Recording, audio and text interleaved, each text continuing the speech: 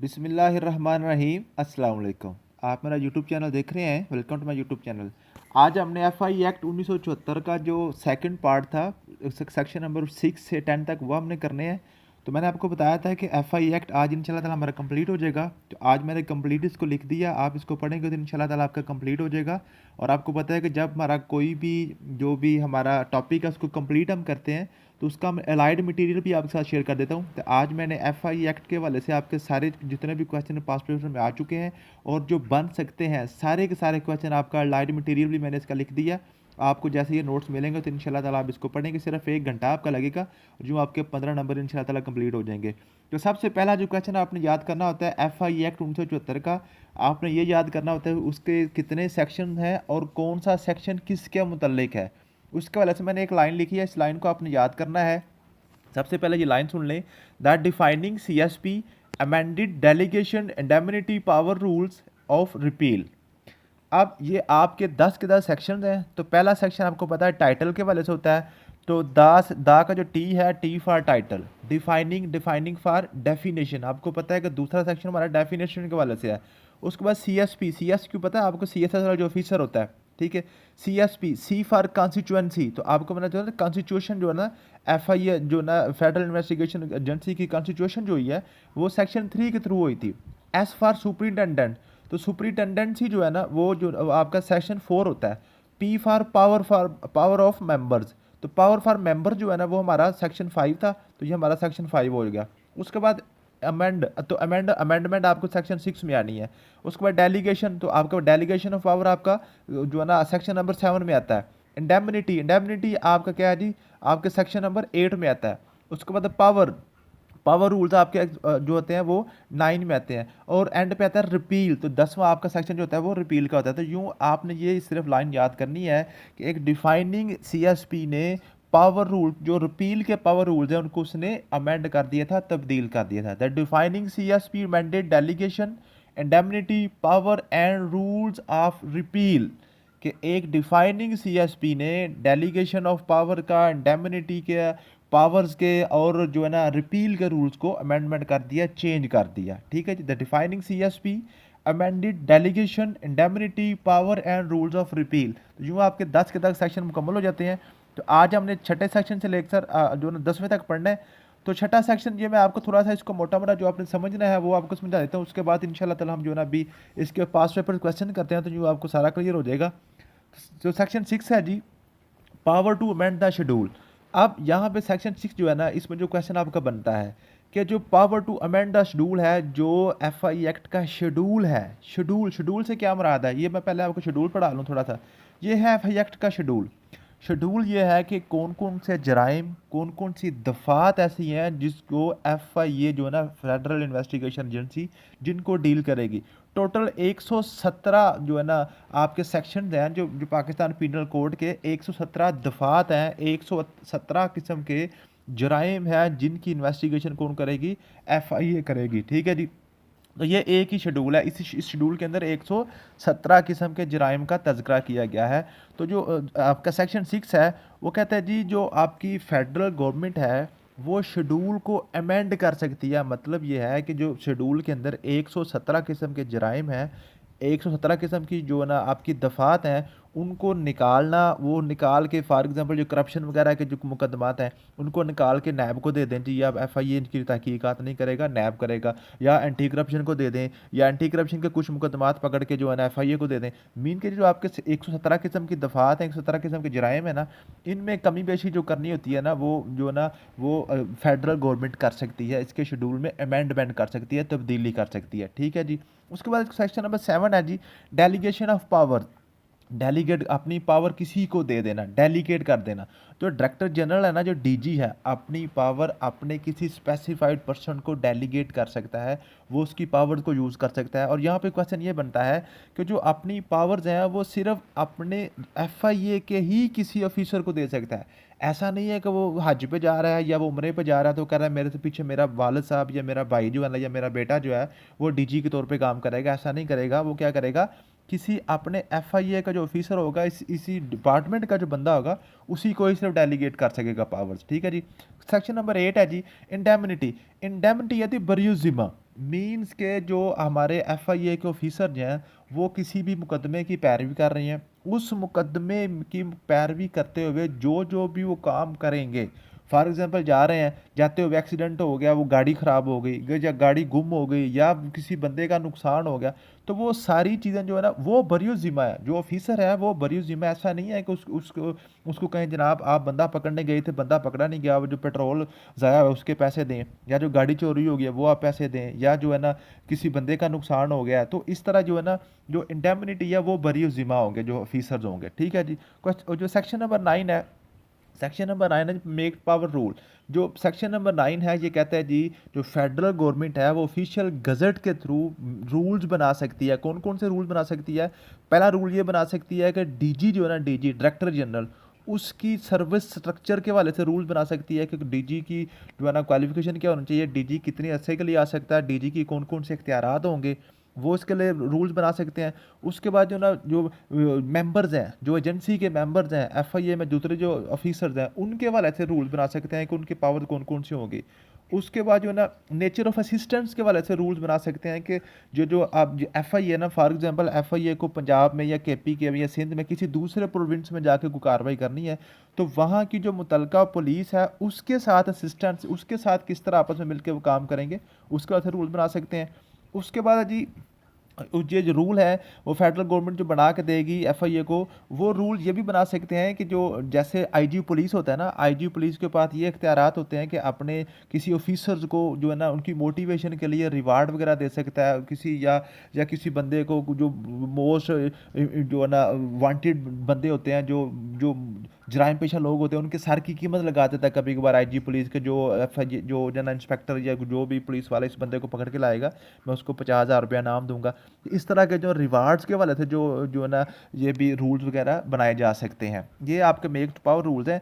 उसके बाद section number 10 है, सेक्शन नंबर 10 है जी रिपील के वाले थे। रिपील मीनिंग कि जब ये एफआईए बना था ना, तो एफआईए के बनने की वजह से 2 कानून ख़त्म कर दिए गए थे। वो कानून आपने याद करने हैं। स्पेशल पुलिस एक्ट जो है ना 1948 1948 वाला स्पेशल पुलिस का, और जो है ना जी आपका प्रोविंशियल पुलिस 1962, प्रोविंशियल पुलिस यानी अमेलगमेशन जो है ना, अमेलगमेशन आर्डर या प्रोविंशियल पुलिस आर्डर 1962 और स्पेशल पुलिस 1948, ये 2 रूल्स ख़त्म हो गए। तो ये 2 डिपार्टमेंट समझ लें कि ख़त्म करके तो ये एफआईए बनाया गया था। और जो रिपील में क्या था जी, तो जो लोग ऑलरेडी इसमें स्पेशल पुलिस में या जो है ना आपका जो प्रोविंशियल पुलिस आर्डर 1962 के तहत काम कर रहे थे, उनको क्या कहा गया था? उनको कहा गया था कि आपके पास 30 दिन का टाइम है, 30 दिन के अंदर अंदर आप फैसला कर लें आपने नौकरी करनी है या आपने एफआईए में आना है, वापस इधर आना है या उधर ही आपने रहना है। तो 30 दिन का उनको टाइम दिया गया था। और उसके अलावा जो उस टाइम वो जो बंदे काम कर रहे थे स्पेशल पुलिस में, उनके पास जो इंक्वायरी चल रही थी, जो भी उनकी जो ड्यूटीज़ थी, कोई मुकदमा था, वो उसी तरह वो कहते हैं जी उसी तरह उसी टर्म्स एंड कंडीशन के तहत चलता रहेगा। ठीक है जी। तो उन लोगों को ये जो है ना हक दिया गया था कि अगर आप एफआईए को ज्वाइन करना चाहते हैं, क्योंकि स्पेशल पुलिस तो ख़त्म कर दी गई है, 1962 वाला एक्ट भी ख़त्म कर दिया गया है, तो आप जो है ना आपकी जो है ना सर्विस है वो सिक्योर है, आप एफआईए को ज्वाइन कर सकते हैं। तो ये थे आपका एफआईए के एक्ट के हवाले से चीज़ें थी। आज हम पढ़ते हैं जी पास्ट पेपर क्वेश्चन आपके कौन कौन से आए हुए हैं इसके हवाले से। क्वेश्चन नंबर 1 है जी, according to section 6 of act how can the schedule be amended. कहता है जी आप बताएं कि सेक्शन 6 के हवाले से कि कोई भी शेड्यूल है उसको अमेंड किस तरह किया जा सकता है। जो शेड्यूल है आपका, एक शेड्यूल है एफआईए का, उसको अमेंड कैसे किया जा सकता है। जो इस ऑप्शन ए है जी, the federal government can modify the schedule without any notification. B है जी, federal government can only omit entries from schedule. The schedule can be amended through written order by director general. The federal government can amended schedule by notifying in official gazette. तो आपको पता चल गया होगा कि इसका जो करेक्ट आंसर है वो है, इसका आंसर डी है कि आप जो ना फेडरल गवर्नमेंट ने ऑफिशियल गजट के तहत इसमें अमेंडमेंट कर सकती है। आपने मेरे साथ साथ ये पढ़ने हैं, मुझे कमेंट्स बॉक्स में बताना है कि आपको जो है ना कितने क्लियर हो गए थे लेक्चर सुनते सुनते। क्वेश्चन नंबर 2 है जी, under section 7 who can exercise the power of director general. कहते हैं जी जो सेक्शन 7 है वो उसके मुताबिक कौन बंदा है जो डायरेक्टर जनरल यानी डीजी की पावर्स को, वो पावर को इस्तेमाल कर सकता है, उसको डेलीगेट की जा सकती हैं। Only federal government can exercise the power of director general. Any member of agency specified by director general can exercise the power. The inspector general of police can also exercise the power of director general. The director general can delegate is power to any member of the public. अब देखें section 7 अगर आपने पढ़ा है तो वो किसी public के बंदे को अपनी पावर डेलीगेट नहीं कर सकता, ना ही वो किसी दूसरी पुलिस को पावर डेलीगेट कर सकता है, ना ही जो है ना सिर्फ फेडरल गवर्नमेंट को कर सकता है। वो किसको कर सकता है? वो अपने किसी एजेंसी के मेंबर को ही पावर डेलीगेट कर सकता है। तो इसका आंसर बी ठीक होगा, any member of the agency specified by director general.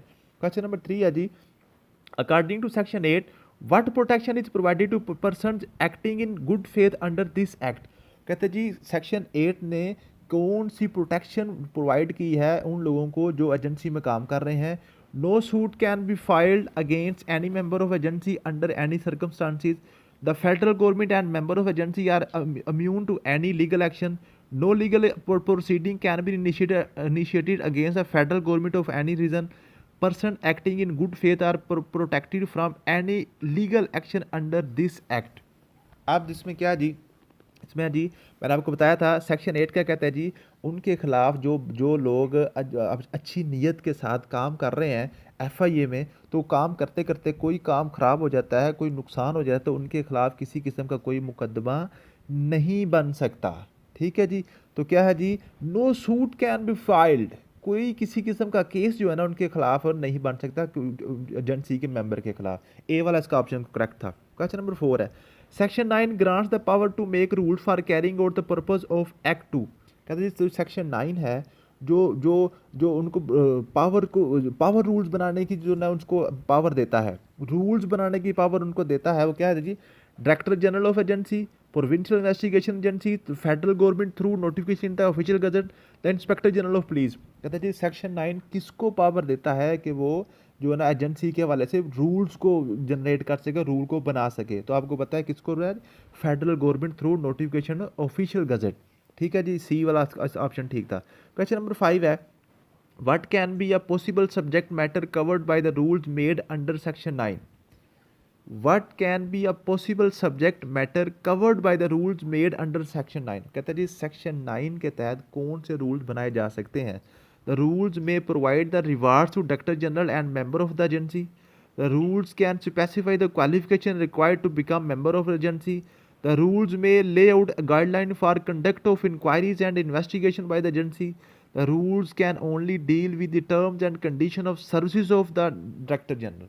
तो ये डी वाला इसका ऑप्शन ठीक होगा कि जो वो रूल जो डायरेक्टर जनरल की जो सर्विसेज हैं उसकी टर्म्स एंड कंडीशन के वाले से ये रूल बनाए जा सकते हैं, ऊपर वाले नहीं बनाए जा सकते। ठीक है जी। क्वेश्चन नंबर 6 है, as per section 10 which 2 laws are being repealed.